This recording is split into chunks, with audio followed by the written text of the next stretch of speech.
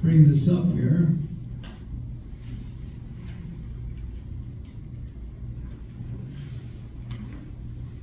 Ladies and gentlemen, it's very exciting to see all of you here today.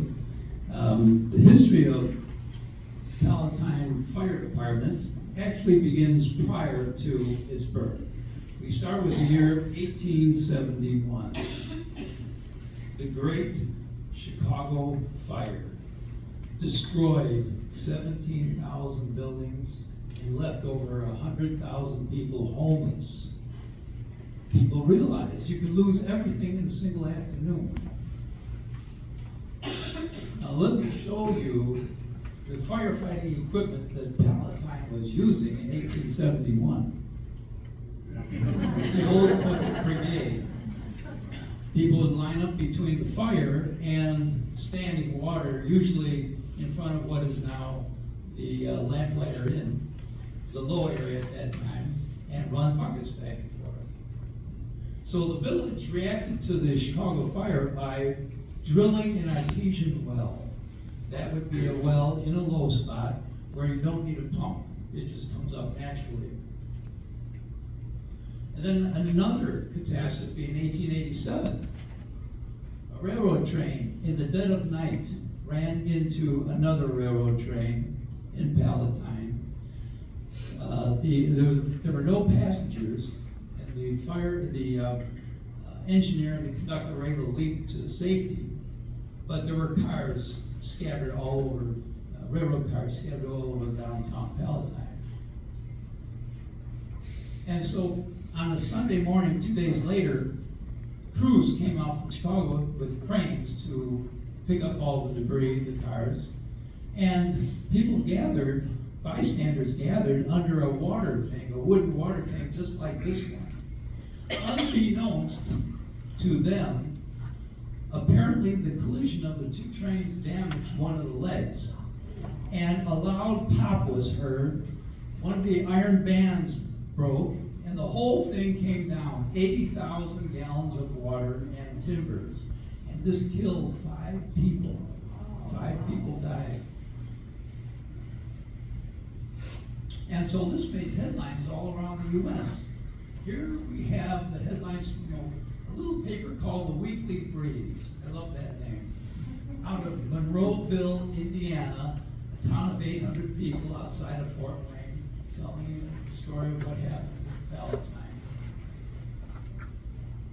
And so we have to go to a very old book to find out how Palatine reacted to this. Palatine, the village board realized it had no one to handle emergencies. And so if you very carefully turn the pages of this old book of minutes, you'll find the first reference to a company that was formed, the Deluge Fire Company. A name that sounds a little funny to us now, but was actually a common name for fire departments back in the day. They were volunteers. They were paid 60 cents to go to a fire or to drill. They were fined 50 cents if they blabbed about what took place at a meeting.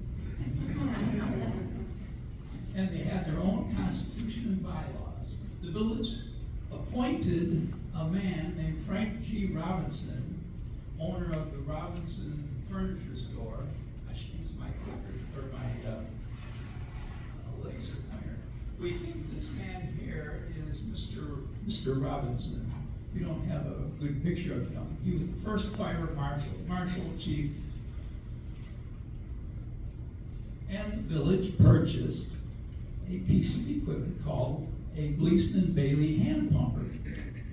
You should see this piece of equipment if you have it. It's sitting today in the carriage house on the Clayson House Museum property. And you can go in there during hours that it's open. It's a very heavy piece of equipment. And the firefighters would drag this thing to the fire 1 or 2 blocks away. They'd be so exhausted that they would ask bystanders to operate the railing here, move it up and down, that would pump water forward. And the village purchased a fire bell. They placed the fire bell at the top of the village Hall, which at that time was a wooden building on Slade Street, where the Slade Street shops are now. And that bell at the very top is now at the top of our carriage house. The village built big cisterns. There were little cisterns next to the houses, but there was a big cistern. To find out where they built these cisterns to store water, you have to go to the Sanborn Fire Insurance Map of 1894. No relation to Gray and Sanborn. These people came out just to the downtown area, and you can see that Brockway here and Slade Street, there was a big cistern and with a cover on it so vehicles could pass over it. They collected water from downspouts. By the way, this here is now Monsign Jewelers. This is the music room. And they collected water from downspouts and ran along wooden trenches. Ran along wooden trenches. Anyway, continuing, here was our second fire chief, Rusham Putnam, and Henry Munhank after him. We don't have a photo of him. I suppose if we tried hard enough, we would find one. And Mr. Richard Lytle. These were yearly appointments. Now, there was a fire at the Palatine Flax Mill, planing mill and feed store. This was kitty corner to what is now the American Legion Hall. Flax was used as packing in couches. The lumber planing mill turned trees into lumber. Well, the fire caught in the flax mill. You can imagine all the sawdust that was on the ground and piles of lumber. The fire quickly got out of hand. The fire department had trouble getting water to the scene, and so the village, after this catastrophe, decided to build a waterworks system. There's the headline of that. And this man here, Charles W. Ost, a good man, a man who loved to talk to people, looked at a problem, worked on it, figured out a solution, and moved forward. He helped push through the waterworks that needed a tax. And the waterworks consists, of course, of a well on Brockway Street, south of Belton Road, the pump house, the water mains under the roads, and fire plugs.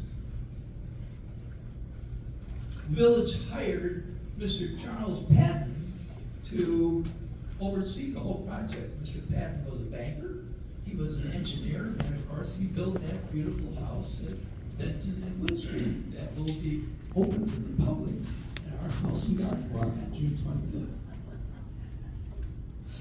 Here's your fire department in 1897. Several of the chiefs were sitting there. The men were starting to shave their beards, but the mustaches were still popular.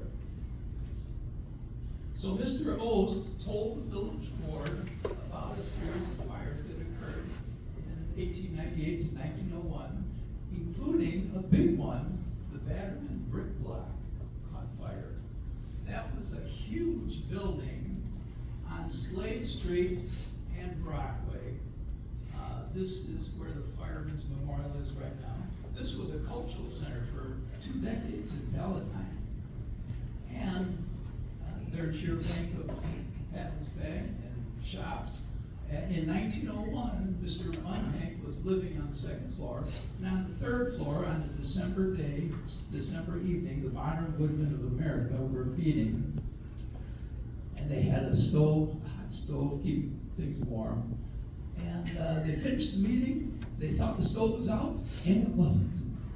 And that stove burned a hole in the floor and fell 12 feet to the 2nd floor. Well, Mr. Ed Foskett, volunteer firefighter, went up to the 3rd floor with a hose, and with the steam and the smoke and darkness, he accidentally fell through that hole onto the stove and broke his nose and his jaw. Firefighting, as you know, is a dangerous job. And by the way, this is Mr. Batterman. This is his second fire at my point, and this is Mr. Dept. In 1914, the village purchased a chemical engine. It was realized that when you have an oil fire or a grease fire, if you add water to that, it splatters. It makes it worse. So some Russian, I guess, invented the idea of putting sodium bicarbonate in one section of the container and aluminum sulfate in the other. And when it's time to fight the fire, you pull the divider between them, add water, and you get a foam with lots of carbon dioxide bubbles. It spreads really well. Charles W. Ost's son, William G. Ost, another good man. 30 years as a member or chief. He helped to get the fire department on a good financial footing. In other words, he was able to get a fire tax passed that at least paid for the firemen's salaries, volunteer salaries. Ost Field is named after this man. Here's your department in 1934. I call your attention to this vehicle here is a chassis. It's hard rubber wheels. It's a gas tank. It's not a fire engine. Why would the fire department buy a chassis? Because there was no money easily found to purchase equipment. The firefighters had to have dances, benefit dances. They had to have festivals. They had carnivals. They raised whatever money they could to buy equipment. And after a while, they were able to buy a reservoir and pump and so forth. The fire bell was replaced by a fire siren. And Give the mic. Oh, You're gonna talk in the mic. Yeah. I should hang it here. I'm sorry. It was replaced by a fire siren. The village argued over whether they should have a high note or a low note. They finally decided on the high note. You know, you have to argue about everything. Right? And one day there was no electricity. There was a blackout. They had to get the old man who was the bell ringer back to ring that bell for the fire. They purchased an American LaFrance 500-gallon triple vehicle. I'm not a technical guy, but and this looks like it's old-fashioned, but the fact is, it was the latest equipment they could get. So, in 1929, the village decided to leave the wooden building on Slade Street, the village hall, and build a stone building on Brockway Street, just south of what is now Garfield's Beverage Depot. Big, beautiful building. And then what happened in 1929? Well, the economy died. And of course, this caused problems for individuals, it caused problems for businesses, but also it caused problems for municipalities. No revenue was coming in. And so the fire department did their bit. They said, well, we'll cut our salaries, whatever it takes to keep things going. And then the village sent a bit of a shockwave through the community. We're only going to fight fires within the village. They had been going to other towns, the countryside, wherever they were needed. And so your Cook County Farm Bureau, a very powerful organization, said, hey, we got to do something. We got to protect our farm buildings out here in the unincorporated areas of Palatine Township. And they formed, in 1933, the Palatine Rural Fire Protection District, which had its own tax and which for several decades purchased equipment. And with the cooperation of the village, stored the equipment in the village buildings, and the equipment was manned by the village of the fire department in Palatine. They got along famously until 1994. But Scott will tell you more about that. Had a little divorce. Here's Mr. W.R. Comfort. He ran a lumber store. lumberyard on Brockway, the west side of Brockway near the tracks. And he was instrumental in getting his department actually tore down the old village hall at their own expense and built the Slade Street Fire Station, which was prior to the shops that are there now. Now, back to this picture, notice these more modern vehicles. These vehicles have air in the tires. They've got searchlights in front, and they have a rack for the coats in the back. There were 1 million improvements between 1871 and 2023. Improvements in communications, in technology, in organization, in funding.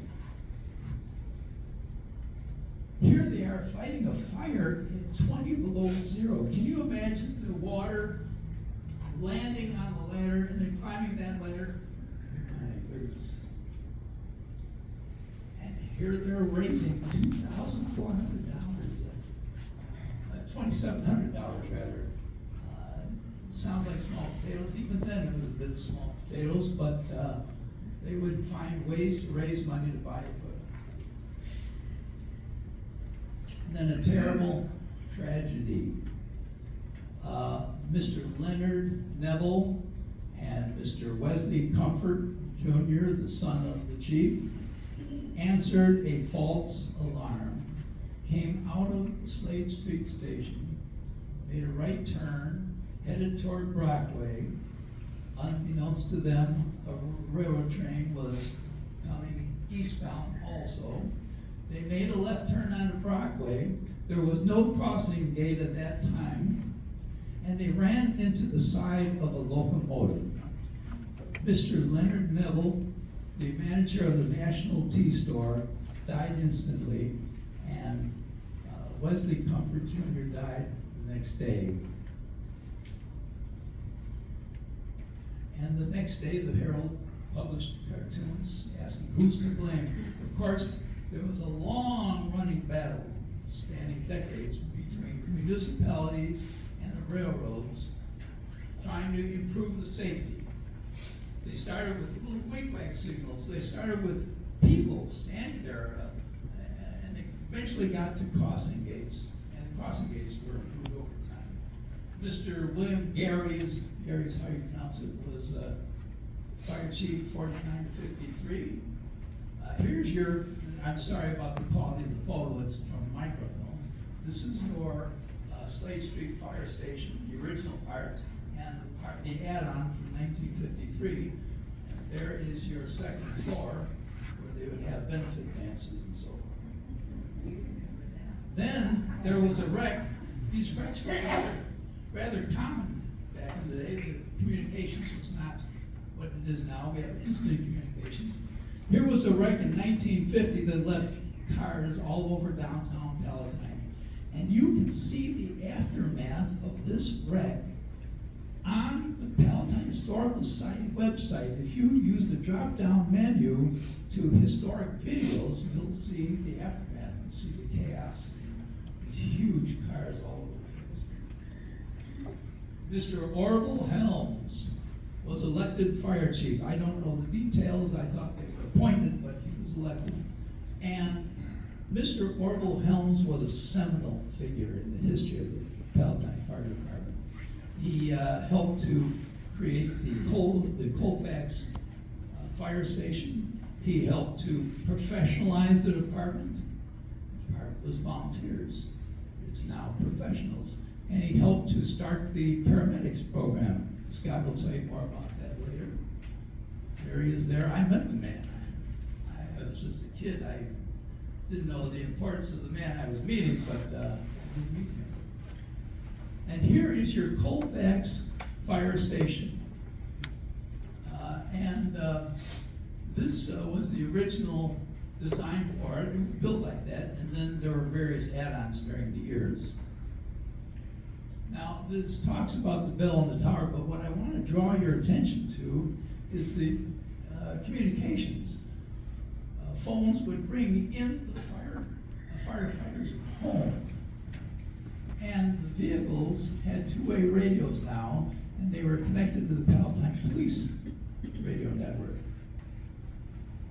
Polk Brothers was a big store on Northwest Highway. I'm sure some of you remember where the Palatine Postal Distribution Facility is now. There were a number of stores in there prior to Polk Brothers, Consumer Mart of America and so forth, Zayre's, I believe. Anyway, they had a big fire. The fire department decided to have a real big fundraiser at Arlington Park. Let's have a ball, a dance. This is going to be really exciting. We're going to bring out Skitch Henderson. All right. He was, of course, was the first band leader for Johnny Carson. And here Orville Helms and others are looking at an emergency, what's called an emergency vehicle, the early ones.